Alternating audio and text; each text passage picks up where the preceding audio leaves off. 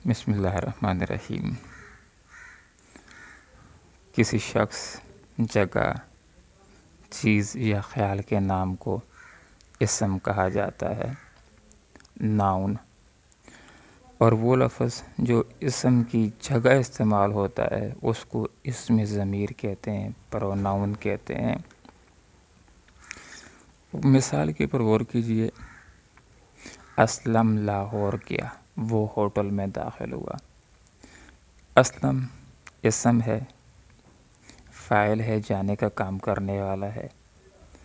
اب اس کی جگہ جو لفظ استعمال ہوا ہی، یہ ضمیر ہے، پروناؤن ہے۔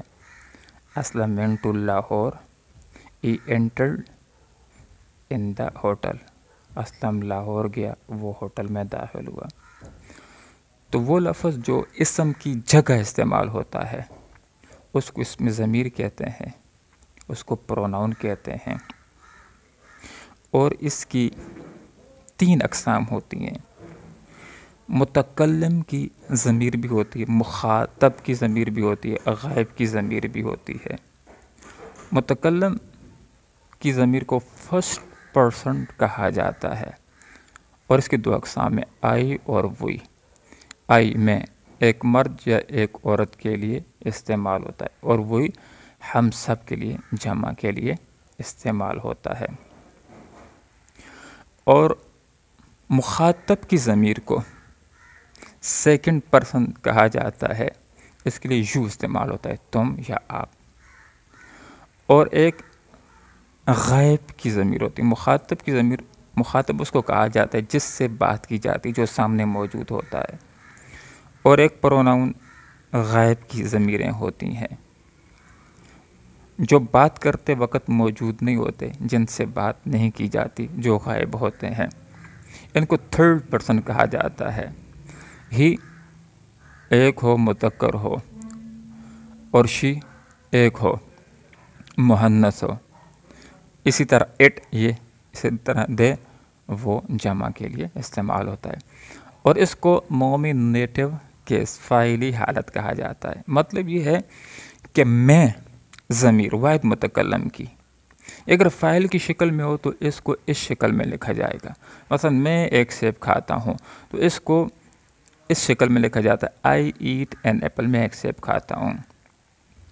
اور اگر میں ضمیر حالت اضافی کی صورت میں ہو تو اس کو میں کی صورت میں لکھا جاتا ہے۔ غور کیجئے، میں اپنا فرض پورا کر رہا ہوں، تو اب میں کے لیے my duty, I am doing my duty, میں اپنی ڈیوٹی کر رہا ہوں۔ تو اس کو اگر حالت اضافی میں ہو، پوسیسو کیس کی صورت میں ہو، مضاف مضاف الیہ کی صورت میں ہو، تو مائی کی شکل میں اس کو لکھا جاتا ہے۔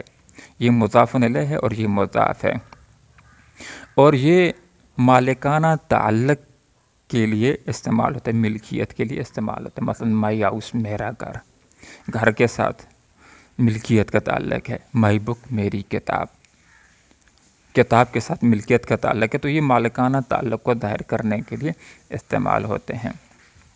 اسی طرح میں اگر مفعولی حالت میں ہو تو اس کو می کی شکل میں لکھا جاتا ہے۔ مثلا غور کیجئے، مجھ سے ایک سیب کھایا جاتا ہے، جو پیسو وائس کا فکر ہے، an apple is eaten by me, میرے ذریعے سے۔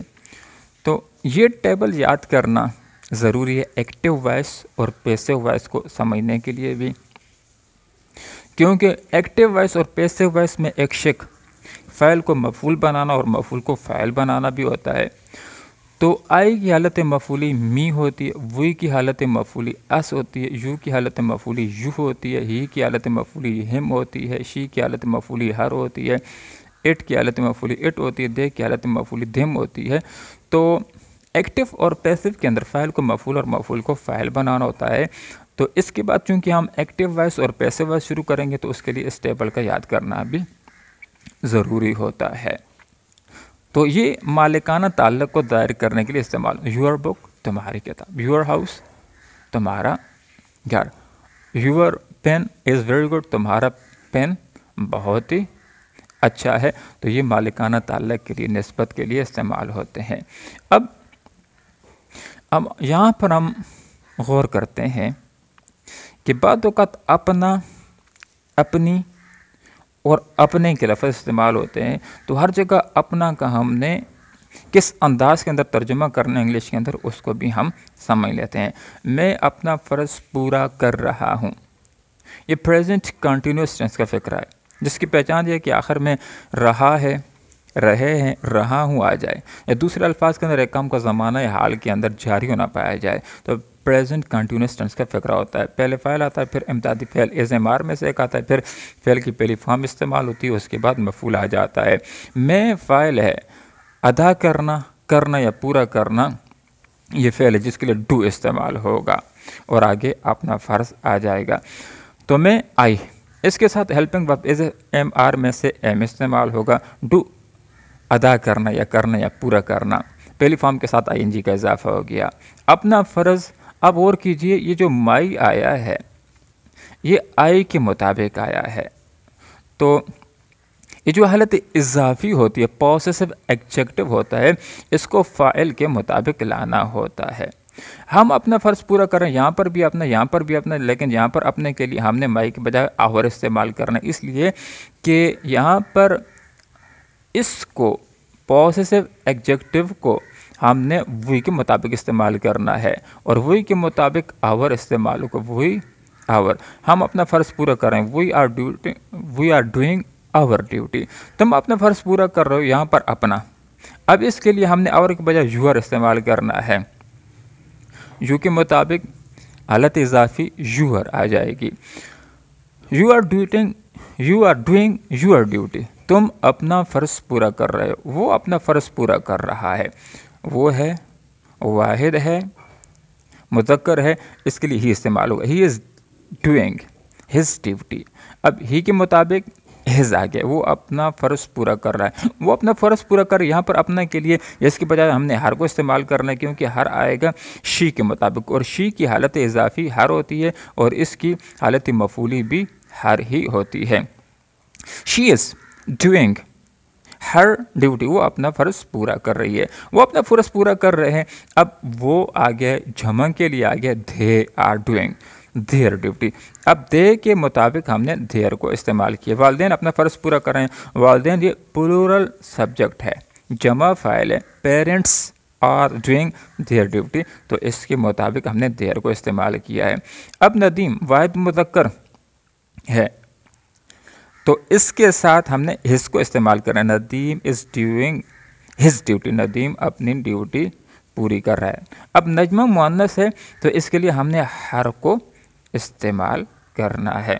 تو آج کے سبق کے اندر جو ہم نے بات سیکھی ہے وہ یہ کہ یہ جو ضمائر ہیں، مثلا ہم ضمیر، اس کو اگر فاعلی شکل کے اندر ہم نے لکھنا ہے تو وی کی شکل میں لکھنا ہوگا، حالت اضافی میں لکھنا ہے تو آور کی شکل میں لکھنا ہوگا، اور حالت مفعولی کی شکل میں لکھنا ہو تو پھر اس کو ہم اس کی شکل کے اندر لکھیں گے۔ تو اگلی ویڈیو کے اندر انشاءاللہ ہم شروع کریں گے ایکٹیو وائس اور پیسو وائس کو، جس کے لیے اس ٹیبل کا یاد کرنا بہت ضروری ہے کہ آئی کی حالت مفعولی کیا ہے، می کی حالت فاعلی کیا ہوتی ہے، اس کو یاد کرنا بہت ضروری ہے۔ اللہ رب العالمین سے دعا کرتے ہیں کہ اللہ دنیا اور آخرت میں کامیاب فرمائے۔ جزاکم اللہ خیرہ۔